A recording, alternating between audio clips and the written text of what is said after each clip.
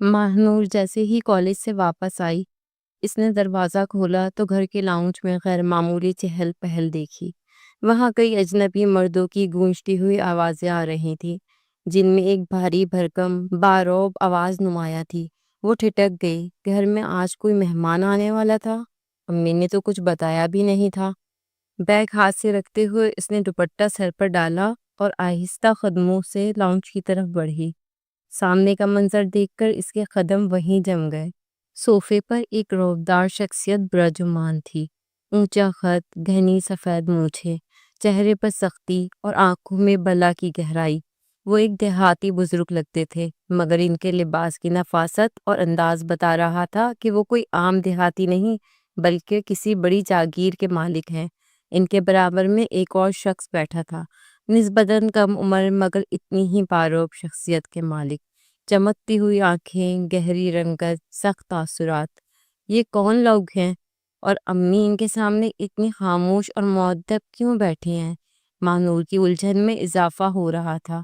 وہ ابھی سوچ ہی رہی تھی کہ امی کی ہلکی سی ڈری ہوئی آواز گونجی، ایشم بیٹا یہاں آؤ۔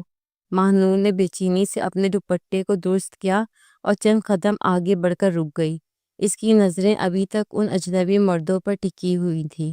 دلاور بلوچ جو کہ ماہنور کے دادا تھے، اپنی سخت نظریں اس پر گاڑ دیں اور گہری آواز میں بولے، ہمیں پہچانا نہیں بیٹی؟ ہم تمہارے دادا ہیں، دلاور بلوچ، اور یہ تمہارے چچا اسماعیل بلوچ۔ ہم تمہیں لینے آئے ہیں کیونکہ تم ہماری امانت ہو۔ ماہنور کی سانس دھڑک کر رہ گئی۔ دادا؟ وہ دادا جو کبھی ان کی زندگی میں شامل نہیں رہے، جو ان کی بابا کی وفات کے بعد ان کی ماں کو تنہا چھوڑ گئے، آج اچانک اس سے لینے کیوں آ گئے؟ اسماعیل بلوچ نے بھی اپنی بھاری آواز میں کہا، ہماری عزت، ہمارا خون ہو تم، اور اب وقت آ گیا ہے کہ تم اپنے گھر واپس چلو، جہاں تمہاری جگہ ہے۔ تمہارا نکاح میرے بیٹے عزیر سے ہوگا۔ ماہنور کو لگا جیسے کسی نے اس کے کانوں میں بم پھوڑ دیا ہو۔ نکاح؟ وہ بھی گاؤں میں، اور اس عزیر بلوچ سے جسے اس نے کبھی دیکھا بھی نہیں۔ یہ کیا مذاق ہے؟ وہ حیرانی اور غصے سے بولی۔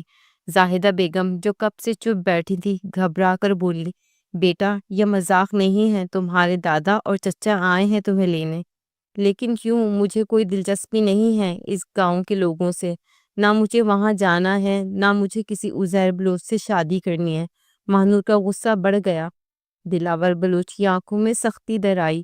وہ شان سے بیٹھے تھے مگر ان کی آواز میں ایسا رعب تھا کہ پورا کمرہ کانپ اٹھا۔ ہم نے فیصلہ کر لیا ہے، ہمارے خاندان میں بیٹیوں کی شادیاں ان کے خاندان سے باہر نہیں ہوتی۔ پرانے زمانے کی باتیں ہیں یہ سب۔ میں ایک پڑھی لکھی لڑکی ہوں، اپنی زندگی کے فیصلے خود کر سکتی ہوں، ماہنور نے سخت لہجے میں کہا۔ اسماعیل بلوچ نے تلخی سے ہنکار بھرا، پڑھی لکھی ہو لیکن ہو تو بلوچ خاندان کی، اور بلوچ خاندان میں جو بات طے ہو جائے وہ پتھر پر لکیر ہوتی ہے۔ ماہنور کی مٹھیاں غصے سے بھیج گئیں۔ اسے اپنے ہی گھر میں قیدی جیسا محسوس ہو رہا تھا۔ میں کسی گاؤں میں شادی نہیں کروں گی، اور نہ ہی کسی عزیر بلوچ سے۔ آپ سب کو سن لینا چاہیے، وہ چیخی۔ کمرے میں ایک لمحے کے لیے سناٹا چھا گیا۔ دلاور بلوچ نے سختی سے اسے دیکھا اور پھر زاہدہ بیگم کی طرف متوجہ ہوئے۔ ہمیں امید ہے کہ تم اپنی بیٹی کو سمجھا لو گی، ہم اسے لینے آئے ہیں، وہ ہمارے ساتھ جائے گی۔ یہ کہہ کر وہ اٹھ کھڑے ہوئے، ان کے ساتھ اسماعیل بلوچ بھی۔ دونوں نے ایک بار پھر ماہنور پر گہری نظر ڈالی اور دروازے کی طرف بڑھ گئے۔ ماہنور نے دروازے کی زور سے بند ہونے کی آواز سنی اور فوراً اپنی ماں کی طرف پلٹی۔ امی، آپ نے کچھ بولا کیوں نہیں؟ زاہدہ بیگم نے آہ بھری اور تھکے ہوئے انداز میں بیٹی کی طرف دیکھا۔ میں انکار کیسے کر سکتی تھی ایشم؟ وہ تمہارے دادا ہیں، وہ تمہارا حق سمجھتے ہیں، اور بیٹا عزیر برا لڑکا نہیں ہے۔ امی پلیز، میں اس عزیر بلوچ کو نہیں جانتی اور نہ ہی جاننا چاہتی ہوں، میں اس سب کو نہیں مانتی۔ بیٹا یہ نکاح تمہارے لیے اچھا ہوگا، تمہیں تحفظ ملے گا، ایک مضبوط سہارا۔ تحفظ؟ امی یہ زبردستی ہے۔ ماہنور کی آنکھیں غصے اور بے بسی سے لبریز تھیں۔ زاہدہ بیگم نے نرمی سے اس کا ہاتھ تھاما۔ بیٹا کبھی کبھی ہماری بہتری کے فیصلے ہم خود نہیں کر سکتے، وقت پہ چھوڑ دو، وہ خود ثابت کرے گا کہ یہ فیصلہ غلط نہیں تھا۔ ماہنور نے بے یقینی سے اپنی ماں کو دیکھا۔ اس کا دل چیخ چیخ کر کہہ رہا تھا کہ یہ سب غلط ہے، لیکن کیا واقعی وہ اپنی زندگی کے فیصلے خود کر سکتی تھی؟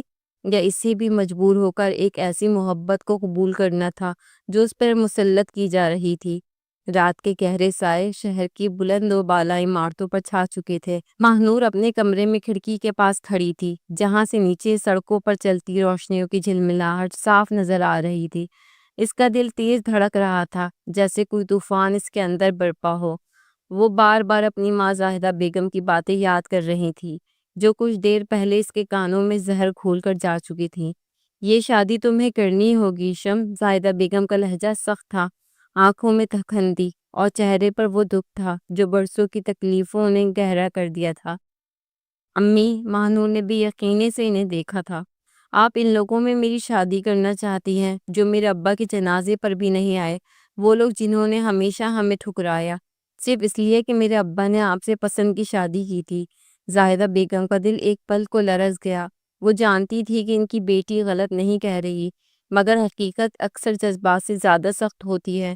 انہوں نے اپنی آنکھوں میں امٹتے آنسو زبردستی روکے اور کرسی پہ بیٹھتے ہوئے تھکے تھکے انداز میں کہا، بیٹا تم نہیں سمجھو گی، ہم بے سہارا ہو چکے ہیں، ہمیں سہارے کی ضرورت ہے، گاؤں کے لوگ ہی ہمارے اپنے ہیں۔ ماہنور کی آنکھوں میں غصے کی چمک تھی۔ وہ پلٹی اور ہاتھ باندھ کر ان کی طرف دیکھنے لگی۔ گاؤں کے لوگ؟ وہی گوار جاہل لوگ جنہیں عورت صرف زمین کے برابر جائیداد سمجھ آتی ہے؟ آپ مجھے ان کے حوالے کرنا چاہتی ہیں؟ ایشم، زاہدہ بیگم نے تڑپ کر اپنی بیٹی کو گھورا، یہ کیسی زبان استعمال کر رہی ہو؟ وہ ہمارے اپنے ہیں، ہمارے رشتہ دار ہیں۔ میرے اپنے وہ ہوتے جو میرے باپ کے جنازے میں آتے امی۔ ماہنور کی آواز میں شدید تلخی تھی۔ وہ جو ہماری مدد کرتے، نہ کہ ہمیں اکیلا چھوڑ کر چلے جاتے۔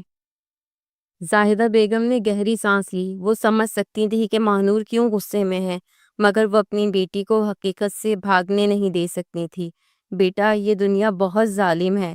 شہر کی چکچون میں رہ کر تمہیں اندازہ نہیں، مگر حقیقت یہی ہے کہ ہمارے پاس اب کوئی سہارا نہیں۔ اگر میں مر گئی تو تم اکیلی رہ جاؤ گی، تمہارا کوئی ساتھ دینے والا نہیں ہوگا۔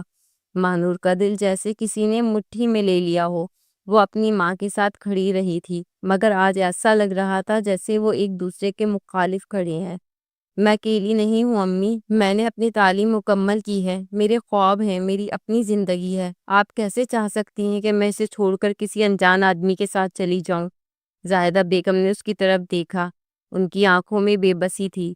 یہی تو مسئلہ ہے ریشم، تم سمجھتی ہو کہ زندگی خوابوں سے بنتی ہے، مگر زندگی حقیقت ہے، تلخ حقیقت۔ ماہنور نے بے چینی سے بالوں میں ہاتھ پھیرا۔ وہ نہیں چاہتی تھی کہ وہ اپنی ماں کے جذبات کو ٹھیس پہنچائے، مگر وہ خود بھی اپنی زندگی کی قربانی نہیں دے سکتی تھی۔ امی، کیا آپ نے اس آدمی کے بارے میں کچھ معلوم کیا ہے جس سے میری شادی کرنا چاہتی ہیں؟ وہ کون ہے؟ کیا کرتا ہے؟ کیا وہ کم از کم تعلیم یافتہ ہے؟ زاہدہ بیگم نے نظریں چرائیں۔ وہ اچھا آدمی ہے، گوار تو نہیں نا؟ ماہنور کی آواز کا طنز نمایاں تھا۔ ریشم، زاہدہ بیگم نے سختی سے اسے ٹوکا، وہ عزت دار گھرانے کا لڑکا ہے، عزیر بلوچ، بڑا زمیندار ہے، باپ دادا کی زمینیں ہیں، اپنا نام ہے گاؤں میں۔ زمیندار؟ ماہنور نے قہقہ مارا، مگر اس کے قہقے میں بے بسی تھی۔ یعنی وہی روایتی گاؤں کا زمیندار جو عورت کو جوتے کی نوک پر رکھتا ہے؟ ایسی بات نہیں ہے ایشم، زاہدہ بیگم نے تھکے ہوئے لہجے میں کہا۔ وہ ذمہ دار ہے، اور سب سے بڑھ کر وہ تمہیں اپنانے کے لیے تیار ہے۔ ماہنور کا دل جیسے ڈوب گیا۔ اور میں اس رشتے کے لیے تیار نہیں ہوں امی۔ تمہیں ہونا پڑے گا بیٹا، زاہدہ بیگم نے جیسے فیصلہ سنا دیا۔ یہ صرف تمہاری نہیں، ہماری مجبوری بھی ہے۔ کمرے میں خاموشی چھا گئی۔ باہر رات کے اندھیرے میں روشنیوں کی چمک دمک جاری تھی، مگر ماہنور کو ایسا لگ رہا تھا جیسے اس کی اپنی دنیا تاریک ہوتی جا رہی ہو۔ ماہنور اپنی نرم و نازک انگلیاں موبائل کی اسکرین پر پھیر رہی تھی، جب زاہدہ بیگم نے اچانک دروازہ کھول کر اسے چونکا دیا۔ بیٹا جلدی کرو، تمہارے دادا گاڑی بھیج چکے ہیں، ہمیں فوراً نکلنا ہوگا۔ زاہدہ بیگم کی آواز میں خوشی اور عجلت دونوں شامل تھیں۔ ماہنور نے ناگواری سے موبائل رکھا اور لمبی سانس بھری۔ امی، مجھے واقعی نہیں جانا گاؤں۔ وہاں کیا رکھا ہے ہمارے لیے؟ نہ وہاں سہولتیں ہیں، نہ آرام، اور سب سے بڑی بات وہاں کے لوگ۔ اس نے آخری جملہ خاصے نخرے سے کہا اور بیڈ پر گر گئی۔ زاہدہ بیگم اس کے پاس آئیں اور پیار سے اس کا ہاتھ تھام لیا۔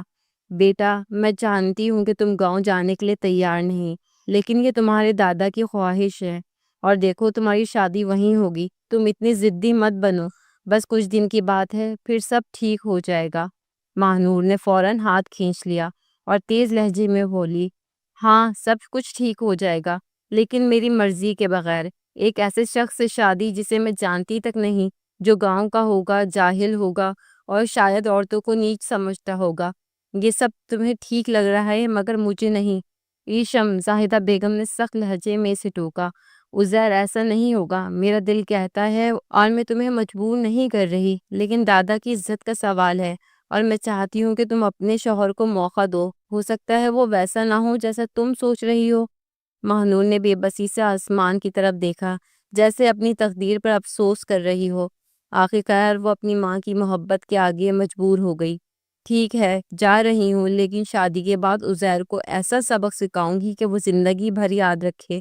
اس نے دل میں سوچا، اور ایک شرارتی مسکراہٹ اس کے لبوں پر آ گئی۔ چمچماتی ہوئی لینڈ کروزر، جس پر بلوچ سرداروں کی شان چھلک رہی تھی، ان کے گھر کے دروازے پر کھڑی تھی۔ ڈرائیور نے مؤدب انداز میں گاڑی کا دروازہ کھولا۔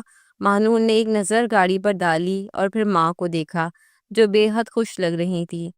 چلو جلدی بیٹھو، دیر ہو رہی ہے، زاہدہ بیگم نے کہا۔ مانور بیزاری سے گاڑی میں بیٹھی۔ ایئر کنڈیشن ہوا نے اسے کچھ تسلی دی، لیکن اندر ہی اندر وہ غصے سے کھول رہی تھی۔ گاڑی جیسے ہی روانہ ہوئی، اس نے ایک گہری سانس لی اور باہر کا نظارہ کرنے لگی۔ شہر کی بلند و بالا عمارتیں، شاپنگ مالز اور جدید زندگی کے آثار پیچھے رہنے لگے، اور دھیرے دھیرے سرسبز میدانوں، کھیتوں اور پہاڑوں نے راستہ لینا شروع کیا۔ امی، یہ سب مجھے بالکل بھی پسند نہیں۔ دیکھیں کیسے عجیب و غریب راستے ہیں، ہر جگہ مٹی اڑ رہی ہے، اور وہ دیکھیں وہ آدمی، اس نے ایک کسان کی طرف اشارہ کیا جو کھیت میں بیل کے ساتھ ہل چلا رہا تھا۔ یہ لوگ ابھی تک پتھر کے زمانے میں جی رہے ہیں۔ زاہدہ بیگم نے مسکرا کر اس کے سر پر ہاتھ پھیرا۔ بیٹا، یہی تو اصل زندگی ہے۔ تم شہر کی روشنیوں میں پلی بڑھی ہو، اس لیے تمہیں یہ سب اجنبی لگ رہا ہے، لیکن یاد رکھو یہی لوگ سچے اور محنتی ہوتے ہیں۔ ان کا خلوص شہر کے لوگوں سے کہیں زیادہ ہوتا ہے۔ ماہنور نے ناک چڑھائی۔ خلوص؟ ہاں، یہی خلوص ہوگا جب میرا شوہر مجھے کسی کھوٹے سے باندھ کر رکھے گا اور مجھ پر حکم چلائے گا۔ زاہدہ بیگم نے بے بسی سے سر ہلایا۔ بس ایک بار عزیر سے مل لو اور پھر خود فیصلہ کرنا۔ یہ نام سنتے ہی ماہنور کے اندر ایک عجیب سی بے چینی دوڑ گئی۔ اس نے فیصلہ کر لیا تھا کہ وہ شادی کے بعد عزیر کو آسانی سے قبول نہیں کرے گی۔ میں اسے ایسا تنگ کروں گی کہ وہ خود ہی طلاق دے دے، اس نے دل میں سوچا اور آنکھیں موند لی۔ گاڑی جیسے ہی کچے راستے پر داخل ہوئی، ماہنور کو ایک زوردار جھٹکا لگا۔ اس نے فوراً آنکھیں کھولی اور حیرت سے ارد گرد دیکھا۔ مٹی اڑ رہی تھی اور سامنے سرسبز کھیتوں کے بیچ ایک چھوٹا سا گاؤں نظر آ رہا تھا۔ یہ کیا جگہ ہے؟ یہ تو کسی فلم کا گاؤں لگ رہا ہے، اس نے حیرت سے کہا۔ یہی تمہارا نیا گھر ہوگا بیٹا، زاہدہ بیگم نے مسکراتے ہوئے کہا۔ مانور نے آنکھیں سکیڑی۔ یہ میرا قید خانہ ہوگا، وہ بڑبڑائی۔ گاڑی جیسے ہی گاؤں کے اندر داخل ہوئی، لوگ دلچسپی سے دیکھنے لگے۔ عورتیں گھونگھٹ نکال کر نگاہیں جھکا رہی تھیں، بچے خوشی سے دوڑ رہے تھے، اور مرد سنجیدگی سے گاڑی کی طرف دیکھ رہے تھے۔ یہ سب مجھے ایسے کیوں گھور رہے ہیں جیسے میں کوئی خلائی مخلوق ہوں؟ ماہنور نے ناپسندیدگی سے پوچھا۔ یہ تمہارے استقبال کے لیے کھڑے ہیں بیٹا، تم سردار کی بہو بننے جا رہی ہو، یہ سب تمہاری عزت کرتے ہیں۔ ماہنور نے طنزیہ ہنسی ہنسی۔ واہ، عزت؟ دیکھتے ہیں کب تک کرتے ہیں۔ گاڑی ایک بڑی حویلی کے سامنے رک گئی۔ زاہدہ بیگم مسکراتے ہوئے اتری، لیکن ماہنور نے ایک لمحے کے لیے گاڑی میں ہی بیٹھنے میں عافیت جانی، پھر گہری سانس لے کر باہر نکلی۔ لیکن ماہنور نے ایک لمحے کے لیے گاڑی میں ہی بیٹھنے میں عافیت جانی، پھر گہری سانس لے کر باہر نکلی۔ بس اب دیکھنا عزیر بلوچ، میں تمہاری زندگی کو جہنم بنا دوں گی، اس نے دل میں سوچا، اور پہلی بار اس حویلی کی چوکھٹ پہ قدم رکھا جہاں اس کی قسمت کے دروازے بند ہونے جا رہے تھے اور شاید ایک نئی جنگ شروع ہونے والی تھی۔ ماہنور نے گہری سانس لی اور اپنے دل کی بے ترتیب دھڑکنوں کو قابو میں کرنے کی کوشش کی۔ حویلی کے اندر قدم رکھتے ہی ایک عجیب سا بوجھ اس کے دل پر آن بیٹھا تھا۔ یہ وہ مقام تھا جہاں وہ دلہن بن کر آئی تھی، مگر اس کے دل میں خوشی کا ایک ذرہ بھی نہیں تھا۔ اس کے ساتھ اس کی ماں زاہدہ بیگم بھی تھی، جو دھیرے دھیرے آگے بڑھی۔ سامنے ایک باوقار سی عورت کھڑی تھی، جن کے چہرے پر نرمی تھی، یہ عزیر کی ماں زبیدہ بیگم تھی۔ انہوں نے مسکراتے ہوئے ظاہرہ بیگم کو گلے لگایا اور پھر شفقت سے ماہنور کے سر پر ہاتھ رکھا۔ بہت خوبصورت اور نازک سی بچی ہے، ان کی آواز میں مٹھاس تھی، مگر ماہنور کے دل میں کوئی نرمی نہیں آئی۔ وہ اندر آ گئی مگر اس کی نظریں مسلسل ایک چہرے کو تلاش رہی تھی، عزیر بلوچ۔ وہ شخص جس سے اس کا نکاح ہونے والا تھا کہیں بھی نظر نہیں آ رہا تھا۔ حویلی کے افراد نے خوش اخلاقی سے استقبال کیا۔ کئی عورتیں اور لڑکیاں آگے بڑھ کر اس سے ملی۔ کچھ بزرگ خواتین نے دعا دیتے ہوئے کہا، اللہ تمہیں نصیبوں والی کرے۔ ماہنور نے ایک مصنوعی مسکراہٹ کے ساتھ سر ہلایا، مگر اس کے اندر ایک اضطراب پنپ رہا تھا۔ ہم تمہاری کزنس ہیں، ایک خوش شکل لڑکی نے آگے بڑھ کر کہا۔ میں فاطمہ، یہ ہنا اور یہ سارا۔ ماہنور نے انہیں حیرت سے دیکھا۔ وہ سب جدید لباس میں پڑھی لکھی اور خود اعتماد نظر آ رہی تھی۔ تم شاید سمجھ رہی ہوگی کہ گاؤں کی لڑکیاں جاہل ہوتی ہیں، سارا نے مسکرا کر پوچھا۔ ماہنور نے بمشکل اپنی حیرت کو دبایا۔ واقعی اس نے ایسے ہی سوچا تھا، مگر ان سب کو دیکھ کر اندازہ ہو رہا تھا کہ وہ غلط تھی۔ نہیں، میں بس وہ مناسب جواب تلاش کرنے لگی، اور ہمارے بھائی عزیر تو خاص طور پر ان پڑھ لوگوں سے دور بھاگتے ہیں، ہنا نے شوق لہجے میں کہا۔ ماہنور کا دل ایک لمحے کے لیے دھڑکنا بھول گیا۔ عزیر کا نام آتے ہی اس کے ذہن میں اس کی ایک دھندلی تصویر ابھری۔ آخر وہ ہے کہاں؟ دن گزرتا گیا مگر عزیر کا کوئی اتا پتہ نہیں تھا۔ ماہنور ہر وقت خود کو باتوں میں مصروف رکھنے کی کوشش کرتی، مگر اس کا دل بار بار ایک ہی سوال کر رہا تھا، وہ کیوں نظر نہیں آ رہا؟ یہ نکاح پہلے ہی اس کی مرضی کے بغیر ہو رہا تھا، اور ایک ایسے شخص سے بننے جا رہی تھی جس کے بارے میں وہ کچھ بھی نہیں جانتی تھی، اور جس سے ملنے کی سے اجازت بھی نہیں دی گئی تھی۔ شاید وہ کوئی سخت مزاج گاؤں کا روایتی مرد ہوگا، شاید جاہل بھی ہو۔ یہ خیال اس کے اندر خوف بن کر سرایت کر گیا۔ اگر وہ مجھے زبردستی اس حویلی میں قید رکھے گا تو؟ اگر وہ چاہے گا کہ میں صرف چولہا چکی سنبھالوں؟ یہ سوچیں اس کے دماغ پر ہتھوڑے برسا رہی تھی، اور اس کے ساتھ ہی ایک اور الجھن اسے پریشان کر رہی تھی۔ وہ آیا کیوں نہیں؟ کہیں ایسا تو نہیں کہ وہ دیکھنے کے قابل ہی نہ ہو، اس لیے میرے سامنے نہیں آیا؟ اس کے دل میں یکے بعد دیگرے خیال آ رہے تھے عزیر کو لے کر۔ شام ڈھل چکی تھی۔ ماہنور ایک کھڑکی کے قریب جا کر کھڑی ہو گئی۔ باہر آسمان پر چاندنی پھیلی ہوئی تھی، ہوا میں خنکی تھی، مگر اس کے اندر ایک بے چینی جھل رہی تھی۔ کیا وہ بھی اس نکاح سے خوش نہیں؟ اس کے دل میں ایک انجانا خدشہ سر اٹھا رہا تھا۔ یا پھر وہ اتنا دقیانوسی ہے کہ اسے فرق ہی نہیں پڑتا کہ اس کی دلہن کون ہے؟ یہ سوچ اور زیادہ تکلیف دہ تھی۔ ماہنور کا دل ابھی تک بے ترتیب دھڑک رہا تھا۔ نکاح کے بول اس کے کانوں میں گونج رہے تھے، جیسے کوئی غیر مرئی زنجیر سے جکڑ رہی ہو۔ وہ عروسی جوڑے میں ملبوس پلکیں جھکائے بیٹھی تھی۔ زندگی میں بہت کچھ سوچا تھا، مگر یوں بے خبری میں ایک اجنبی کے نام کی سند اس کے ہاتھ میں آ جائے گی، یہ کبھی نہیں سوچا تھا۔ نکاح کے بعد جب وہ اپنے کمرے میں آئی تو دل میں وسوسے تھے، خوف تھا، پر تجسس بھی کہ کم نہ تھا۔ اس نے ہمیشہ یہی سوچا تھا کہ عزیر بلوچ بھی ان گاؤں کے مردوں جیسا ہی ہوگا، سخت مزاج، روایتی، شاید کچھ بدتمیز بھی۔ مگر جیسے ہی اس نے دروازے پر عزیر کو کھڑے دیکھا، دل دھڑکنا بھول گیا۔ وہ عام مردوں جیسا ہرگز نہیں تھا۔ لمبا قد، چوڑے شانے، کھڑی ناک، گہری بھوری آنکھیں جو ایک پل میں کسی کو بھی جکڑ لے۔ اس کا سنہری مائل رنگ، غیر ملکی انداز، جیسے کسی انگریزی فلم کے ہیرو کو اٹھا کر گاؤں کی سرزمین پر لا پھینکا گیا ہو۔ ماہنور کی نظریں بے اختیار اس پہ جمی رہ گئیں۔ یہ وہ جاہل نہیں تھا جس کا تصور اس نے اپنے ذہن میں بسا رکھا تھا۔ یہ تو بہت ہی زیادہ ہینڈسم ہے، اس نے سوچا، اور بے اختیار نگاہیں جھکا لی، جیسے خود کو اپنی سوچوں پر شرمندہ کر رہی ہو۔ مگر دل کے کسی کونے میں خوشی کی ایک ننھی سی ٹکوپل پھوٹ چکی تھی۔ شاید یہ نکاح اتنا برا نہ ہو۔ لیکن پھر عزیر خاموشی سے اندر آیا۔ ایک پل کو ماہنور کو لگا کہ وہ اس سے کچھ کہے گا، کوئی بات کرے گا، مگر وہ کچھ بھی نہ بولا۔ ایک پل کے لیے اس نے ماہنور پر نظر ڈالی، لیکن وہ نظر اتنی سرد تھی کہ ماہنور کو لگا جیسے وہ اسے دیکھ نہیں رہا، بلکہ کسی مجبوری کو تسلیم کر رہا ہے۔ یہ کیسا انداز تھا؟ کمرے میں سناٹا تھا، صرف گھڑی کی ٹک ٹک گونج رہی تھی۔ ماہنور کو ایک عجیب سی بے چینی محسوس ہوئی۔ کیا وہ اتنا بے حس تھا کہ نئی نویلی دلہن سے دو باتیں تک نہ کرے؟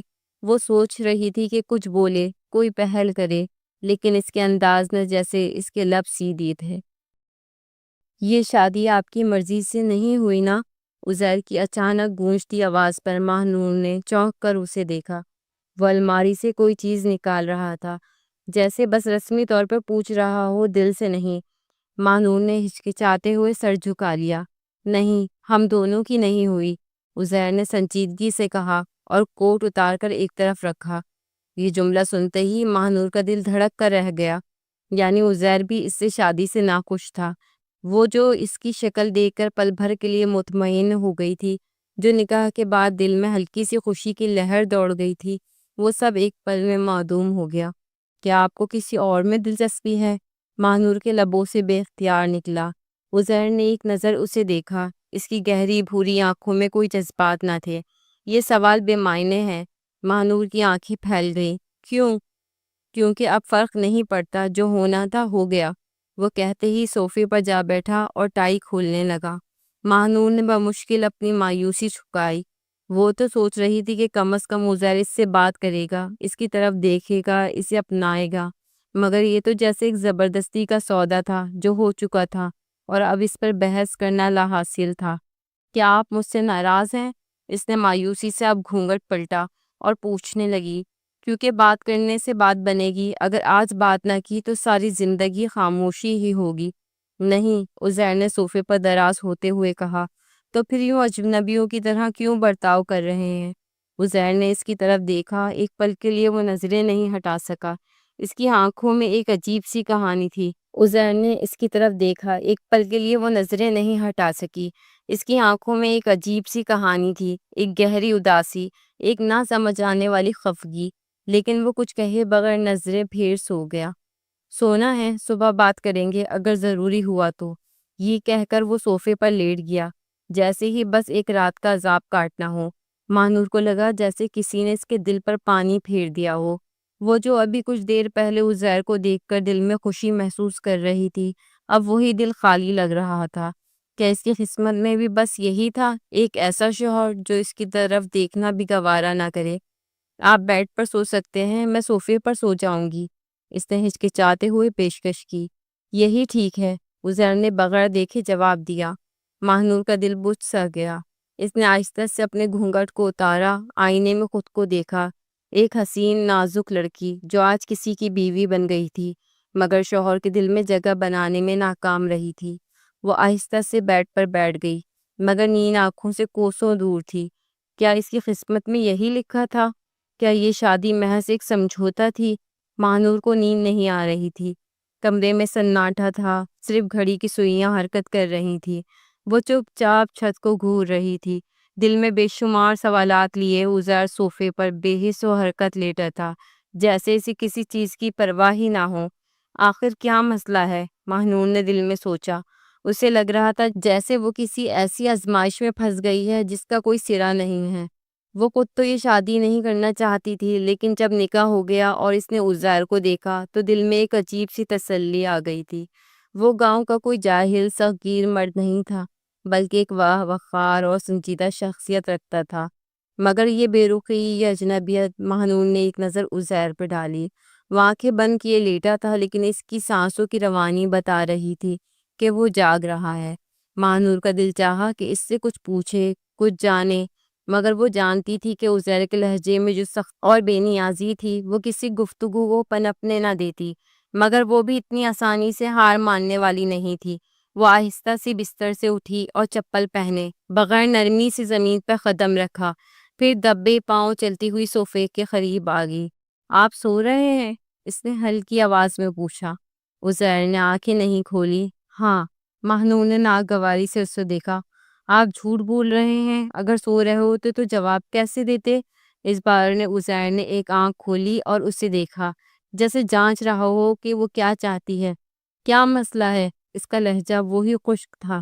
مسئلہ یہ ہے کہ میری شادی ایک ایسے شخص سے ہو گئی ہے جو پتھر کا بنا ہوا ہے، ماہ نور نے خفگی سے کہا۔ عزیر نے گہری سانس لی اور آنکھیں بند کر لیں۔ تمہیں کوئی اور شکایت ہے تو صبح کر لینا، ابھی مجھے نیند آ رہی ہے۔ ماہ نور کے صبر کا پیمانہ لبریز ہو چکا تھا۔ وہ غصے میں صوفے کے ساتھ ہی زمین پر بیٹھ گئی اور ہونٹ بھینچ کر اسے دیکھنے لگی۔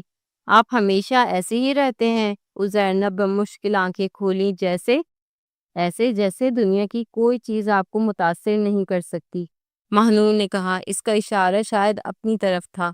عزیر کچھ لمحے خاموش رہا، پھر سرگوشی میں بولا، جو لوگ زیادہ محسوس کرتے ہیں وہی لوگ سب سے زیادہ ٹوٹ جاتے ہیں، اس لیے میں نے محسوس کرنا چھوڑ دیا ہے، بے حس ہو گیا ہوں۔ مہنور کو اس جواب کی توقع نہیں تھی۔ اس نے غور سے عزیر کو دیکھا۔ اس کے چہرے پہ ایک عجیب سا سکون تھا، لیکن اس سکون کے نیچے کوئی زخم چھپے ہوئے تھے۔ کیا آپ کسی اور کو پسند کرتے تھے؟ اس کے منہ سے بے اختیار نکلا۔ عزیر نے سیدھے ہو کر اسے دیکھا۔ یہ کیوں پوچھا؟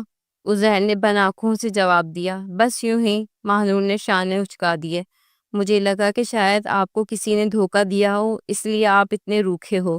عزیر نے اس کی طرف گہری نظر ڈالی، پھر ہلکی سی مسکراہٹ اس کے لبوں پہ آئی، ایسی مسکراہٹ جو زیادہ دیر ٹھہرنے والی نہیں تھی۔ زندگی میں دھوکہ نہ بھی ملے تو وقت انسان کو سخت بنا دیتا ہے۔ مہنور نے غور سے اس کا چہرہ دیکھا۔ اسے لگا کہ اس نے جانے انجانے میں عزیر کی کسی چھپی ہوئی تکلیف کو چھیڑ دیا ہے۔ اگر میں آپ کو بتاؤں کہ میں نے کبھی کسی سے محبت نہیں کی تو کیا فرق پڑے گا؟ عزیر نے بے پرواہی سے کہا۔ فرق تو پڑتا ہے، کیونکہ… مہنور نے ایک پل کو سوچا، پھر دھیرے سے بولی، کیونکہ میں نہیں چاہتی کہ میری زندگی کسی ایسے شخص کے ساتھ گزرے جو محبت کرنا ہی نہ جانتا ہو۔ عزیر نے اس کی بات پہ کوئی رد عمل نہیں دیا، بس خاموشی سے اسے دیکھا، جیسے اس کی آنکھوں کے پیچھے چھپے الفاظ پڑھنے کی کوشش کر رہا ہو۔ اگر میں کہوں کہ میں محبت پر یقین نہیں رکھتا تو کیا تمہیں حیرت ہوگی؟ ہاں، کیونکہ میں نے سوچا تھا کہ آپ جیسے انسان ضرور کسی نہ کسی سے محبت کرتے ہوں گے۔ اور اگر میں کہوں کہ میں محبت کرنا نہیں چاہتا… مہنور کے دل میں ایک لمحے کے لیے درد سا اٹھا۔ تو پھر یہ رشتہ کس لیے؟ اس نے بمشکل کہا۔ یہ رشتہ قسمت کا لکھا تھا، مگر محبت نصیب سے آتی ہے، اور میرے نصیب میں شاید نہیں۔ مہنور کو لگا جیسے کسی نے اس کے دل پر بوجھ ڈال دیا ہو۔ کیا آپ کبھی مجھے اپنی زندگی میں جگہ نہیں دیں گے؟ اس نے آہستہ سے پوچھا۔ عزیر خاموش رہا، پھر دھیرے سے بولا، یہ وقت بتائے گا۔ مہنور کا دل بجھ سا گیا۔ وہ خاموشی سے اٹھی اور دوبارہ بستر پر آ کر بیٹھ گئی۔ وہ جانتی تھی کہ یہ شادی آسان نہیں ہوگی، مگر اسے اندازہ نہیں تھا کہ عزیر کا دل جیتنا اتنا مشکل ہوگا۔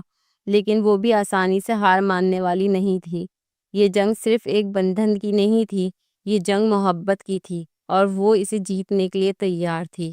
نکاح ہونے سے پہلے تک وہ اس نکاح کو ختم کرنے کے طریقے ڈھونڈ رہی تھی۔ اب نکاح ہونے کے بعد وہ ایک ہی رات میں عزیر سے اتنا متاثر ہو گئی تھی کہ اس کو اپنی طرف مائل کرنے کی ترکیبیں سوچتے سوچتے اس کی رات گزر گئی۔ یقیناً وہ ایک حسن پرست لڑکی تھی، اور عزیر کو دیکھ کر وہ چاروں شانے چت ہو گئی تھی۔ اب اس کا دل جیتنا اس کی ضد بن چکا تھا، لیکن آگے بھی عزیر بلوچ تھا جس کا دل جیتنا آسان نہیں تھا۔ مہنور کی آنکھ کھلی تو کچھ لمحے لگی یہ سمجھنے میں کہ وہ کہاں ہے۔ نئی جگہ، نیا ماحول، اور سب سے بڑھ کر نئی زندگی۔ وہ آہستہ سے سیدھی ہوئی اور کمرے میں نظریں دوڑائیں۔ کمرے کے ایک کونے میں صوفے پر بے ترتیب سے لیٹا شخص، اس کا شوہر عزیر بلوچ۔ اس نے اپنی سانس اندر کھینچی۔ یہ وہی عزیر تھا جس سے نکاح سے پہلے وہ شدید نفرت کرتی تھی، جس کا نام سن کر اس کا خون کھول اٹھتا تھا، اور جس کے ساتھ زندگی گزارنے کا وہ سوچ بھی نہیں سکتی تھی۔ مگر کل رات جب پہلی بار اس نے عزیر کو قریب سے دیکھا تھا تو ایک عجیب سی کشش نے اس کے دل کو جکڑ لیا تھا۔ یہ کیا ہو رہا ہے مجھے؟ اس نے خود سے سوال کیا، مگر کوئی جواب نہ ملا۔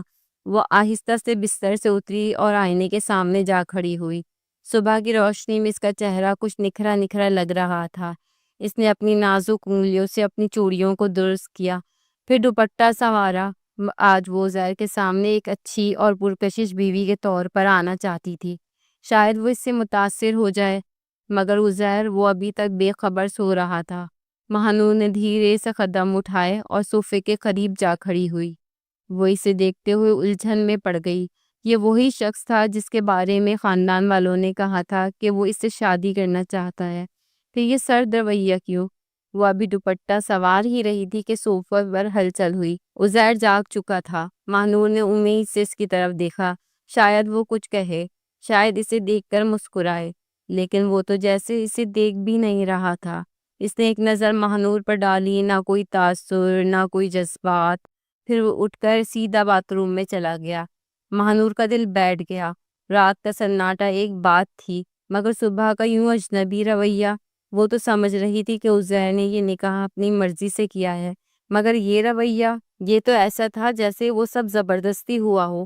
مگر ایسا ہو نہیں سکتا تھا، کیونکہ خاندان والوں نے کہا تھا کہ عزیر نے خود اس رشتے پر رضامندی دی تھی۔ عزیر کچھ دیر بعد باہر آیا تو مکمل تیار تھا۔ سفید قمیض کے ساتھ سیاہ ویسٹ کوٹ میں وہ بے حد دلکش لگ رہا تھا، مگر اس کے چہرے کی سختی نے مہنور کے دل کو مزید بوجھل کر دیا۔ وہ سوچ رہی تھی کہ وہ اس سے کچھ کہے گا، شاید ایک رسمی سا صبح بخیر ہی، مگر وہ خاموشی سے گھڑی پر نظر ڈال کر سیدھا دروازے کی طرف بڑھا۔ مہنور کو لگا جیسے کسی نے اس کے دل کو مٹھی میں جکڑ لیا ہو۔ کیا اس کا وجود اتنا غیر اہم تھا کہ ایک لفظ کے لائق بھی نہیں؟ اتنے میں دروازے پہ دستک ہوئی۔ مہنور نے خود کو سنبھالا اور دروازہ کھولا تو سامنے اس کی ساس کھڑی تھی۔ بیٹا نیچے آ جاؤ، سب ناشتے پر انتظار کر رہے ہیں۔ مہنور نے ہلکی سی مسکراہٹ سجا لی اور سر ہلایا۔ عزیر تو بنا کچھ کہے آگے بڑھ چکا تھا۔ مہنور نے بھی چپ چاپ اس کا پیچھا کیا۔ وہ دل میں ہزار سوال لیے سیڑھیاں اتر رہی تھی۔ یہ نکاح، یہ رشتہ آخر کیا تھا؟ نیچے پہنچ کر مہنور نے دیکھا کہ ناشتہ بڑی سی میز پہ لگایا جا چکا تھا۔ دادا جی، چچا اور باقی تمام گھر والے اپنی اپنی جگہ بیٹھے تھے۔ جیسے ہی وہ دونوں قریب پہنچے، دادا جی نے مسکراتے ہوئے کہا، آخر ہماری نئی نویلی دلہن آ گئی، آؤ بیٹا بیٹھو۔ مہنور نے سر جھکا کر سلام کیا اور اپنی ساس کے پاس جا بیٹھی، جبکہ عزیر خاموشی سے دادا کے برابر والی کرسی کھینچ کر بیٹھ گیا۔ عزیر بیٹا، آج تمہیں آفس جانا ہے یا چھٹی کرنی ہے؟ دادا جی نے پوچھا۔ آفس جانا ہے، عزیر نے مختصر جواب دیا اور اپنی چائے کے کپ پہ نظریں جما لی۔ اور مہنور بیٹا، تم کیسا محسوس کر رہی ہو؟ سب ٹھیک ہے نا؟ ساس نے نرمی سے پوچھا۔ مہنور نے جلدی سے مسکرانے کی کوشش کی۔ جی سب ٹھیک ہے۔ دادا جی نے محبت سے مہنور کو دیکھا۔ ہم خوش ہیں کہ تم اس گھر میں آئی ہو۔ عزیر کے مزاج کو سمجھنے میں تھوڑا وقت لگے گا، مگر تم صبر سے کام لینا۔ مہنور نے اس بات میں سر ہلایا، مگر اس کے دل میں تو بھوچال آ چکا تھا۔ عزیر کے مزاج کو سمجھنے میں وقت لگے گا، یعنی یہ یوں ہی سرد اور لاتعلق رہے گا۔ ناشتے کے دوران سب باتیں کر رہے تھے سوائے عزیر کے، جو بس سر جھکائے ناشتہ کرتا رہا۔ مہنور بار بار نظریں اٹھا کر اسے دیکھتی، مگر وہ کبھی اس کی طرف نہیں دیکھتا تھا۔ مہنور کا دل بے حد اداس ہو گیا۔ کل رات تک وہ عزیر سے نکاح پر ناخوش تھی، مگر آج جب اس نے خود کو اس رشتے میں قبول کرنے کا فیصلہ کیا تو عزیر کا یوں نظر انداز کرنا اسے ٹکڑوں میں بانٹ رہا تھا۔ ناشتہ کرنے کے بعد سب ڈائننگ ٹیبل سے اٹھ گئے تھے۔ عزیر بھی ناشتہ کرنے کے فوراً بعد ہی اپنا بیگ سنبھالے باہر کی طرف بڑھا تو دلاور بلوچ نے اسے آواز دے کر روکا تھا۔ وہ ان کی آواز پر پیچھے مڑا تو دادا جان کے پیچھے سے آتی ہوئی مہنور پہ اس کی نظر پڑی، لیکن وہ سرسری سی نظر ڈالتا دلاور بلوچ کی طرف متوجہ ہوا تو دلاور بلوچ نے اس سے کہا، دیکھو بیٹا، آج تمہاری شادی کا پہلا دن ہے، تمہیں کم سے کم آج تو چھٹی کر لینی چاہیے۔ مگر وہ ان کی بات پہ جھنجھلایا تھا اور کہنے لگا، دیکھیں دادا جان، یہ سبھی بیکار کے چوچلے ہیں، مجھے یہ سب اچھا نہیں لگتا۔ بس ٹھیک ہے آپ نے میری شادی کروا دی، بس ٹھیک ہے وہ بات میں نے مان لی، مگر اور کوئی بات ماننے کی کم سے کم مجھ سے کوئی توقع نہ رکھیں، یہ سب مجھے بیکار لگتا ہے۔ اس نے جھنجھلاتے ہوئے لہجے میں کہا تو دلاور بلوچ بولے، کیا مطلب عزیر، تم اس رشتے سے خوش نہیں ہو؟ دادا جان، میرے خوش ہونے نہ ہونے سے کیا فرق پڑتا ہے؟ اس نے ایک مصنوعی مسکراہٹ سے کہا، جبکہ اب وہ سامنے کھڑی مہنور کو بالکل فراموش کر چکا تھا۔ مہنور کو لگا جیسے وہ کوئی پتھر کی مورت ہو جسے پگھلانا مہنور کے بس کی بات نہ ہو۔ یہ کیسا انسان تھا جو اپنا آپ کبھی ظاہر نہیں ہونے دیتا تھا اور ایک پراسرار شخصیت رکھتا تھا۔ مہنور کا دل اس کے اس رویے سے چھلنی ہوا جا رہا تھا۔ تو کیا میں یہ سمجھوں کہ تمہاری ذات سے جڑا وہ وجود بھی تمہیں بیکار لگتا ہے جسے کل رات تم نے اپنے نام کیا ہے، جو تمہارے لیے اپنا سب کچھ چھوڑ چھاڑ کر یہاں آئی ہے؟ دلاور شاہ نے ایک بار پھر سوال داغا تھا اور ان کے سوال پہ مہنور نے عزیر کے چہرے کو غور سے دیکھا تھا، جیسے کچھ پڑھنے اور جاننے کی کوشش کر رہی ہو۔ دادا جان، جو سمجھنا ہے سمجھیے، مجھے کچھ مت کہیں، مجھے آفس کے لیے دیر ہو رہی ہے، اجازت دیجیے۔ اس نے بیزاریت سے کہا، اور یہ بیزاریت اس کی آنکھوں اور اس کے چہرے سے واضح تھی۔ ایک بار پھر ماہنور کو اپنا دل مٹھی میں جگڑتا محسوس ہوا۔ اب کی بار اس کی آنکھیں نم ہونے لگی تھی۔ وہ سامنے والے انسان کی دید کی منتظر تھی، مگر سامنے کھڑا باوقار انسان اسے اپنے سامنے ایک چیوٹی کے برابر سمجھتا تھا، جو اسے کسی بھی وقت مسل کر آگے جا سکتا تھا۔ اس کی تکلیف کا اسے اندازہ تک نہ تھا۔ کتنے بے حس امتحان ہو تم عزیر بلوچ، اس نے دل ہی دل میں کڑتے ہوئے سوچا تھا، جبکہ اس سے غافل کھڑا عزیر بلوچ دادا سے خدا حافظ بولتا ہوا بنا ماہنور کو دیکھے باہر بڑھ گیا تھا، اور ماہنور نے دادا کو پیچھے مڑتے دیکھا تو جلدی سے دوسرے سائڈ ہو گئی۔ مبادہ دادا جی اسے دیکھ نہ لیں۔ دادا جی پیچھے سے ماہنور کو دیکھ چکے تھے، لیکن خاموشی سے سر جھکا کر وہ بھی دوسری سائڈ ہو گئے تھے۔ وہ اسے مخاطب کر کے اسے مزید تکلیف نہیں پہنچانا چاہتے تھے۔ یہی وجہ تھی کہ انہوں نے اسے آواز نہیں دی تھی۔ دادا جی کے جانے کے بعد ماہنور ایک بار پھر سے پیچھے مڑی اور جلدی سے بھاگتی ہوئی اپنے کمرے میں پہنچی۔ اپنے کمرے کی کنڈی لگا کر وہ منہ پر ہاتھ رکھ کر بے تحاشا رونے لگی۔ اتنا تو وہ زندگی میں کبھی نہ روئی تھی جتنا وہ آج رو رہی تھی۔ اسے خود سمجھ نہیں آ رہا تھا کہ وہ اتنا کیوں رو رہی ہے، ایک ایسے شخص کے لیے جسے اس کی ذرہ برابر بھی پرواہ نہیں تھی، جس سے وہ کل شام تک نکاح کرنے کے لیے تیار نہیں تھی۔ اب جیسے ہی نکاح ہوا تھا فوراً ہی وہ اپنے شوہر کو دیکھ کر اس کے ساتھ اس رشتے پر راضی ہو گئی تھی، لیکن اب اس کا ہمسفر اس سے دور ہوا جا رہا تھا۔ نہ جانے یہ کیسے المیہ تھا، یہ کیسی آزمائش تھی۔ وہ جتنا چاہ رہی تھی کہ اس کے قریب جائے، وہ اتنا ہی اس سے دور جا رہا تھا۔ مانور کو بالکل سمجھ نہیں آ رہا تھا کہ وہ کیا کرے۔ اس کی آنکھیں ڈبڈبائی ہوئی تھی، اس کی آنکھوں سے آنسو فر فر بہہ رہے تھے، اور آنسو کے ساتھ کالا کاجل بھی بہہ کر اس کے گالوں پر بہہ رہا تھا۔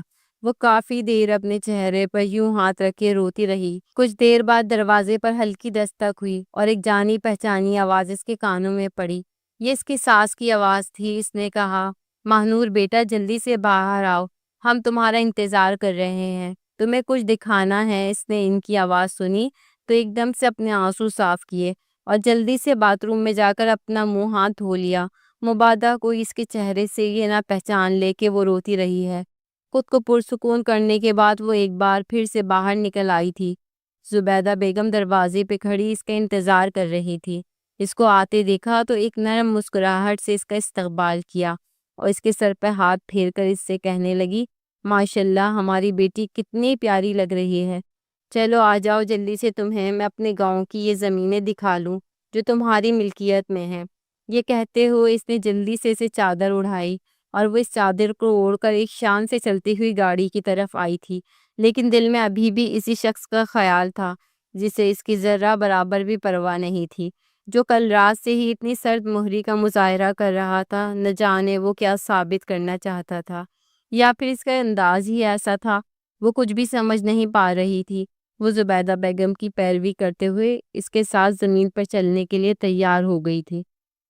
میں اس شخص سے کل تک نکاح پر راضی نہیں تھی، اور نکاح ہونے کے بعد میں اس سے چھٹکارا پانے کے لیے باولی ہوئی جا رہی تھی، لیکن اب کیا ہو گیا تھا؟ اب تو وہ شخص خود مجھ سے اتنا دور جا رہا ہے، لیکن پھر بھی میں اس کے دور جانے پر اتنی تکلیف کیوں محسوس کر رہی ہوں؟ اس نے سوچا، پتہ نہیں مجھے کیا ہو گیا ہے، میں تو ایسے کبھی نہیں تھی۔ معلوم نہیں عزیر بلوچ میں ایسا کیا ہے جو مجھے اپنی طرف کھینچتے چلا جا رہا ہے۔ میں تو اس سے شادی پر راضی نہیں تھی، لیکن نہ جانے کیوں اب میں راضی ہوں، اس سے ہر طرح کا تعلق بنانا چاہتی ہوں کہ اب اس کے ساتھ میرا تعلق ہمیشہ کے لیے جڑ جائے، یہ ہمیشہ کے لیے میرا ہو جائے۔ لیکن یہ شخص تو میرا ہونے کے باوجود بھی میرا نہیں ہے، اسے آج سے ہی میری پرواہ نہیں۔ نہ جانے آگے کیا ہوگا، کیا یہ مجھے چھوڑ دے گا؟ یہ بات اس کے ذہن میں آنا تھا کہ اس کا دل بے تحاشا دھڑک اٹھا تھا۔ نہیں، وہ ایسا سوچ بھی نہیں سکتی تھی۔ اس نے تڑپ کر آنکھیں موند لی تھی۔ کچھ ہی دیر بعد دروازہ کھلنے کی آہٹ محسوس ہوئی تو اس نے مڑ کر پیچھے دیکھا۔ سفید کپڑوں میں ملبوس وہ شاندار شخص لگ رہا تھا جو اپنی وجیح شخصیت کے ساتھ کافی لاپرواہ بھی معلوم ہوتا تھا۔ وہ اسے اندر آتا دیکھ کر اس کی طرف بڑھی ہی تھی، لیکن وہ اس کی طرف کوئی بھی متوجہ نہیں تھا۔ وہ نظر انداز کرتا ہوا وہ اپنا بیگ ایک سائڈ پہ رکھا اور خود باتھ روم میں گھس گیا۔ اور اس سے پہلے کہ ماہنور اسے کچھ کہہ پاتی وہ اسے خود سے متنفر کر گیا۔ اب تو ماہنور کو خود سے نفرت محسوس ہونے لگی تھی، اور اتنا بے پرواہ کیوں تھا؟ اسے سمجھ نہیں آ رہی تھی کہ وہ کہاں ہے، اسے اپنی طرف کیسے متوجہ کروں۔ اسے کچھ سمجھ نہیں آ رہا تھا۔ اس نے درد سے آنکھیں موند لی۔ وہ ایک بار پھر سے کھڑکی کی طرف چہرہ کیے کھڑے ہو گئی۔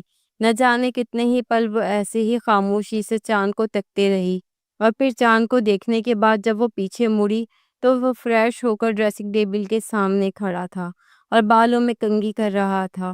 کنگھی کرنے کے بعد اس نے پرفیوم کے اسپرے اپنے اوپر ڈالے تھے۔ ان کی ایک خوشبو پورے کمرے میں پھیل گئی تھی، اور اس خوشبو نے ماہنور کو بھی نہال کر دیا تھا۔ اس نے آنکھیں بند کر کے اس خوشبو کو اپنے اندر اتارا تھا۔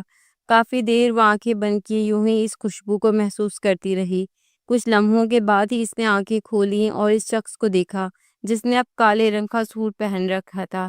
وہ اب پہلے سے بھی کافی دلکش لگ رہا تھا۔ وہ اس کی طرف بڑھی اور اسے مخاطب کیا۔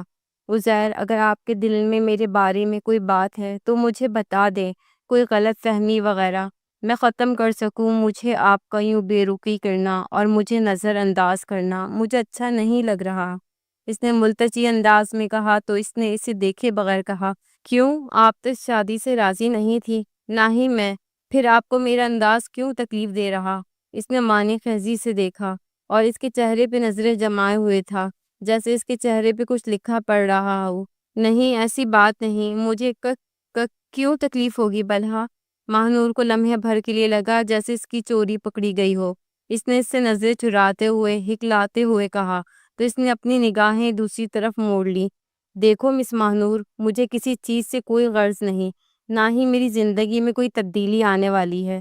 یہ شادی ہم دونوں کی مرضی کے خلاف ہوئی ہے، ایک مجبوری کے تحت، تو اس لیے نہ تو آپ کو یہ سب کچھ محسوس ہوگا نہ ہی مجھے۔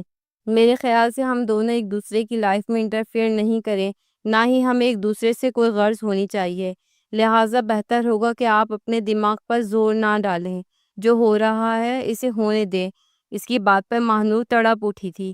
وہ تو ایک ہی دن میں اس سے محبت کر بیٹھی تھی، اور اب ایک دن کی یک طرفہ محبت اسے جان سے مارنے پہ تلی ہوئی تھی۔ میں آپ کو کیسے سمجھاؤں عزیر کہ میں تو اپنا سب کچھ آپ کے نام کر بیٹھی ہوں۔ ہاں، میں وہی ہوں جو آپ سے نکاح سے پہلے آپ سے فرار چاہتی تھی، مگر اب آپ کے ساتھ نکاح میں بندھنے کے بعد یہ میں ہی ہوں جو آپ کے قریب ہونا چاہتی ہوں، مگر آپ ہیں کہ مجھ سے دور جا رہے ہیں۔ اس نے کرب سے آنکھیں موندی، جبکہ عزیر اب اپنا لیپ ٹاپ کھولے اس پر تیز تیز انگلیاں چلا رہا تھا۔ وہ ایسا بے خبر تھا جیسے اسے کچھ علم ہی نہ ہو۔ وہ ہر چیز سے بے خبر تھا۔ کچھ لمحے بعد دروازے پہ دستک ہوئی۔ ان دونوں نے چونک کر دروازے کی طرف دیکھا۔ دروازے پر ہلکی ہلکی دستک کی آواز جاری تھی۔ ماہنور جلدی سے آگے بڑھی اور دروازے کی کنڈی کھول دی۔ سامنے زبیدہ بیگم ان کی منتظر تھی۔ کہہ رہی تھی کہ جلدی سے نیچے آ جاؤ، کھانا تیار ہے، بابا جان بلا رہے ہیں۔ اس نے مسکراتے ہوئے کہا تو ماہنور نے مسکرا کر سر ہاں میں ہلایا، تو اس کے سر پر شفقت سے ہاتھ پھیرتی ہوئی واپس چلی گئی۔ جبکہ اس نے پیچھے مڑ کر دیکھا تو عزیر اپنا لیپ ٹاپ بند کیے جانے کے لیے تیار کھڑا تھا۔ وہ اسے جانے کے لیے تیار دیکھ کر جلدی سے آگے بڑھی تھی۔ وہ بھی دروازے کی طرف بڑھا اور پھر وہ دونوں باہر ڈائننگ ٹیبل تک آ گئے۔ ڈائننگ ٹیبل پر بیٹھتے ہی دادا جان نے دونوں کو بڑی غور سے دیکھا تھا۔ عزیر سنجیدہ تاثرات لیے ہوئے تھا، جبکہ ماہنور اپنے چہرے پہ مصنوعی مسکراہٹ سجائے ہوئے تھی۔ وہ دوسری سائڈ پر جا کر دادا کے سامنے والی کرسی پر بیٹھ گیا تھا، جبکہ ماہنور جو کرسی دیکھی اسی پر بیٹھ چکی تھی۔ دادا جان نے کافی دیر خاموش رہنے کے بعد کہا کہ عزیر اور ماہنور، مجھے آپ دونوں سے کچھ بات کرنی ہے۔ ان دونوں نے چونک کر اس کی طرف دیکھا تو دادا جان کہنے لگے کہ آپ دونوں کا کل ولیمہ ہے، اور اس کے لیے عزیر آپ کو کل چھٹی کرنی ہوگی۔ میں جانتا ہوں کہ آپ کے آفس میں کام بہت زیادہ ہے، لیکن آپ کو کچھ وقت نکالنا ہوگا۔ یہ رسم ہے، ولیمہ تو دلہا دلہن کے سر کا صدقہ ہوتا ہے، اسی لیے کل تم نے چھٹی کرنی ہے اور اپنے ولیمے کے انتظامات بھی دیکھنے ہیں۔ عزیر نے دادا جان کے چہرے کی طرف دیکھ کر کافی دیر سوچنے کے بعد کہا، دادا جان یہ فضول کی رسمیں ہیں، ان میں مجھے انوالو مت کیجیے، بس جو مرضی کیجیے گا۔ کل میری بہت ضروری میٹنگ ہے، وہاں جاؤں گا۔ لیکن دادا جان نے سخت تاثرات ناتے ہوئے کہا، میں نے کہہ دیا نا، تو بس کہہ دیا، کل تم چھٹی کر رہے ہو تو کر رہے ہو، کل تمہارا کوئی کام نہیں ہے سوائے تمہارے ولیمے کے۔ اس نے بے بسی سے دادا جان کی طرف دیکھا، جبکہ ماہنور صرف عزیر کے تاثرات کو دیکھ رہی تھی۔ وہ کافی بیزار لگ رہا تھا۔ اس نے اب کھانا بھی چھوڑ دیا تھا، لیکن کھانا یوں درمیان میں چھوڑ کر جانا ادب میں گستاخی ہوتی، اس لیے وہ خاموشی سے بیٹھ گیا تھا۔ دادا جان نے اسے کھانا نہ کھاتے ہوئے پا کر کہا، تم کھانا کیوں نہیں کھا رہے؟ آرام سے کھانا کھاؤ ورنہ مجھ سے برا کوئی نہیں ہوگا۔ دادا جان کی بات پر اس نے بے دلی سے 2-3 نوالے لیے اور کہنے لگا، میں سیر ہو چکا ہوں، مجھے کچھ دیر آرام کرنا ہے، کوئی میرے کمرے میں آ کر مجھے ڈسٹرب نہ کرے۔ اس کا خاص طور پہ اشارہ ماہنور کی طرف تھا۔ ماہنور خاموشی سے سر جھکا کر رہ گئی۔ یہ کیسا انسان تھا؟ وہ اسے ہمیشہ ایک پزل ہی لگا تھا، اور یہ ایسا پزل تھا جو کبھی بھی حل نہیں ہو سکتا تھا۔ اسے تو ہمیشہ سے پزل بہت پسند رہے تھے، وہ مشکل سے مشکل پزل بھی حل کر لیتی تھی، لیکن یہ کیسا پزل تھا کہ اب وہ مکمل ہونے میں نہیں آ رہا تھا۔ وہ سوچ سوچ کر تھک چکی تھی۔ اس نے بھی کھانا وہیں چھوڑ دیا تھا۔ میں نے کہا تھا میں جا کر آرام کرنے لگا ہوں، مجھے کوئی نہ ڈسٹرب کرے، لیکن تمہیں شاید سکون نہیں۔ وہ آج پہلی بار آپ سے تم پر آیا تھا اور خود سے بڑھ رہا تھا۔ اس کا غصہ دیکھ کر ایک لمحے کے لیے وہ سٹپٹا گئی تھی۔ اس کا دل لرز چکا تھا۔ اسے سمجھ نہیں آ رہی تھی کہ وہ اس بات پہ کیا ریئیکٹ کرے۔ پہلی بار تھا اور وہ اسے شادی کے پہلے دن ہی اتنا سخت لگ رہا تھا، جانے آگے کیا ہوگا۔ اس نے اپنی آنکھیں موند لی، کہنے لگی، مجھے نہیں پتا تھا میری یہاں موجودگی بھی آپ کو ڈسٹرب کرتی ہے۔ ٹھیک ہے، میں امی کے پاس جا رہی ہوں۔ اتنا کہتے ہوئے وہ پیچھے مڑی تو اس نے اسے آواز دے کر روک لیا۔ اب آ ہی گئی ہو تو میری نیند خراب کر ہی دی ہے، تو اب خاموشی سے جا کر بیڈ پر لیٹ جاؤ۔ اور صوفے پر لیٹا تھا۔ اس نے بھرائی ہوئی آنکھوں سے اس کی طرف دیکھا اور اب اس نے اسے کچھ کہنے کی ہمت نہیں تھی۔ وہ بس خاموش ہو کر رہ گئی تھی۔ اس نے اپنے بیڈ کا رخ کیا اور کمبل لے کر سو گئی، لیکن نیند اس کی آنکھوں سے دور تھی۔ نہ جانے کیسے نیند اس کی آنکھوں سے کٹی تھی، اسے پتہ بھی نہ چلا تھا۔ اور پھر صبح کی اذان ہونے لگی تھی۔ صبح کی اذان ہوتی اس نے واش روم کا رخ کیا۔ فریش ہونے کے بعد اس نے نماز ادا کی۔ نماز ادا کر کے ابھی وہ سائٹ پر ہوئی تھی کہ اس نے دیکھا کہ عزیر بھی اٹھ چکا ہے۔ وہ بھی واش روم کا رخ کیے ہوئے تھا۔ کچھ لمحے بعد اسے مزید حیرت کا جھٹکا لگا کہ وہ بھی وضو کر کے نماز پڑھنے آ گیا تھا۔ اس نے جلدی سے دعا مانگی اور جائے نماز سے اٹھ کھڑی ہوئی تو وہ وہاں پر نماز پڑھنے لگا۔ اس نے بالکل بھی ایک بار بھی آنکھ اٹھا کر اس کی طرف نہ دیکھا تھا، جس سے وہ سمجھتی تھی کہ اس نے اس کی طرف دیکھا ہے۔ وہ بالکل بھی اس سے انجان بنا پھر رہا تھا، ایسا اجنبی جو اسے جانتا تک نہ ہو۔ ایک بار پھر سے وہ اسے اندر تک دکھ ہی کر گیا تھا۔ کچھ لمحوں بعد دروازے پہ دستک ہوئی۔ کسی نے اسے ناشتے پر بلایا تھا۔ وہ دونوں جلدی سے باہر آئے تھے۔ آج گھر میں عجیب سی ہلچل مچی ہوئی تھی۔ صبح ہی صبح سب لوگ کام پر لگے ہوئے تھے۔ سبھی نوکر چاکر تھے اور گھر کے صحن میں شاید ایونٹ کی تیاری کی جا رہی تھی۔ ماہنور نے جھجکتے ہوئے پوچھا، آنٹی یہ باہر کس چیز کی ہلچل مچی ہوئی ہے؟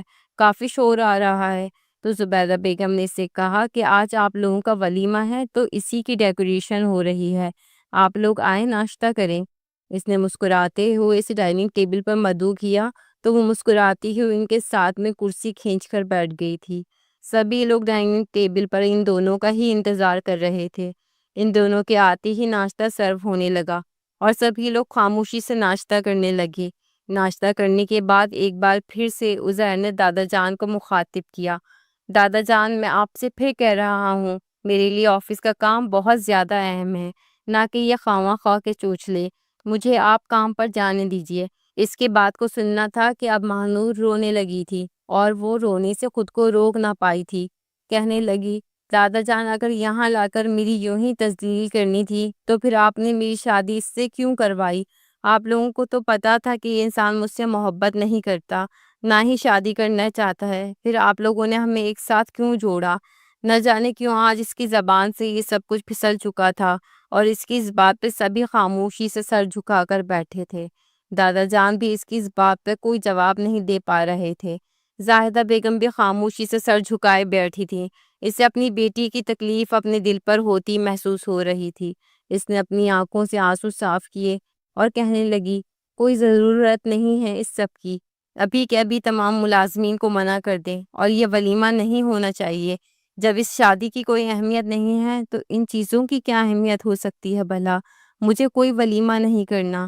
یہ کہتے ہوئے وہ کھڑی ہوئی اور وہاں سے چلی گئی، جبکہ اس نے اپنے پیچھے سے آتے ہوئے عزیر بلوچ کی آواز سنی تھی۔ عزیر کہہ رہا تھا، دادا جان، آپ کو ان سب کو روکنے کی کوئی ضرورت نہیں ہے، آج ہمارا ولیمہ ہوگا، ضرور ہوگا۔ اس کی یہ بات سن کے مہانور کو ایک بار پھر سے جھٹکا لگا تھا۔ نہ جانے یہ کیسا انسان تھا، پل میں تولا اور پل میں ماشا۔ نہ جانے یہ کیا کھیل کھیل رہا تھا۔ اس نے اپنی آنکھیں زور سے رگڑیں اور اپنے کمرے کی طرف بڑھ گئی۔ کچھ لمحوں بعد ان کی کزن آ کر اسے تیار کرنے لگی، لیکن وہ بے دہانی میں تھی۔ اس نے کہا، مجھے تیار نہیں ہونا۔ ان کی کافی منت سماجت کرنے پر بھی اس نے نہ تو ولیمے کا سوٹ پہنا تھا اور نہ ہی تیاری کی تھی۔ اس کی ایک کزن جو اسے بار بار اس کی مدد کر رہی تھی، وہ خاموشی سے اٹھی، ابھی باہر ہی جانے لگی تھی کہ عزیر دروازے پر آیا۔ اس نے کہا، تم لوگ جاؤ، میں اس سے بات کرتا ہوں۔ اس نے اس کی آواز سن لی تھی اور اب وہ اس کی بات پر چونک کر اس کی طرف نہیں دیکھنے والی تھی۔ کچھ لمحوں بعد وہ آ کر اس کے قریب بیٹھ گیا تھا اور وہ ابھی تک آنسو بہا رہی تھی۔ اس نے اس کے ہاتھ کو اپنے ہاتھ میں لیا اور کہنے لگا، اب تم اس طرح کیوں رو رہی ہو؟ اس مرد کے لیے جو جاہل، گنوار، ان پڑھ اور دیہاتی ہے، یہ الفاظ استعمال کیے تھے نا تم نے میرے لیے؟ اس کے الفاظ سن کر مہانور کو ایک جھٹکا لگا تھا۔ اس نے جلدی سے اس کے چہرے کی طرف دیکھا تو عزیر کے چہرے پر ایک شرارتی مسکراہٹ رقص کر رہی تھی۔ کیوں، یہی کہا تھا نا مس مہانور تم نے؟ کیا کہا تھا؟ تم مجھ سے شادی نہیں کرنا چاہتی، میں جاہل، گوار ہوں، دیہاتی ہوں۔ اچھا، اور میں تمہیں گاؤں کی زمینوں میں ہل چلانے والا لگتا تھا تمہیں؟ خیر، یہ اس وقت کی بات ہے جب تم اپنے گھر میں چلا چلا کر یہ باتیں کر رہی تھی، اور تبھی اپنے دادا کے ساتھ میں بھی آیا ہوا تھا، لیکن تمہاری یہ باتیں سننے کے بعد میں واپس آ گیا اور میں نے سوچا کہ اب تو اسے سبق سکھانا چاہیے۔ حقیقت تو یہ ہے کہ میں بچپن سے تم سے محبت کرتا ہوں۔ اب جو دادا جان کو میری شادی کی فکر ہوئی تو میں نے تمہارا نام لیا۔ یہ سچ ہے کہ میری مرضی سے ہی رشتہ گیا تھا، لیکن میں تمہیں سبق سکھانا چاہتا تھا۔ میں تمہیں گھٹنوں کے بل اپنے پاس لانا چاہتا تھا۔ میں چاہتا تھا کہ تمہارا غرور جو ہے وہ ٹوٹ جائے اور تم مجھ سے خود کہو کہ میں آپ سے محبت کرتی ہوں۔ آپ کا انداز کیوں تکلیف دہ ہے، اور آج مجھے تمہارے لہجے سے بات معلوم ہو گئی ہے۔ خیر، میں تو مذاق کر رہا تھا، بہت تنگ کر لیا۔ اب خاموشی سے تیار ہو جاؤ میری پیاری سی دلہن۔ اس نے اس کے چہرے کی طرف دیکھتے ہوئے اس کے آنسو صاف کیے تو مہانور کو ایک دم غصہ آیا۔ اس نے اس کے ہاتھ سے اپنا ہاتھ کھینچتے ہوئے کہا، اچھا، میرے ساتھ دھوکہ کر رہے تھے، مجھے آپ کے ساتھ نہیں رہنا۔ اس نے نروٹھے انداز میں کہا تو عزیر نے ہنستے ہوئے کہا، ویسے محترمہ، آپ غصے میں بے حد حسین لگتی ہیں۔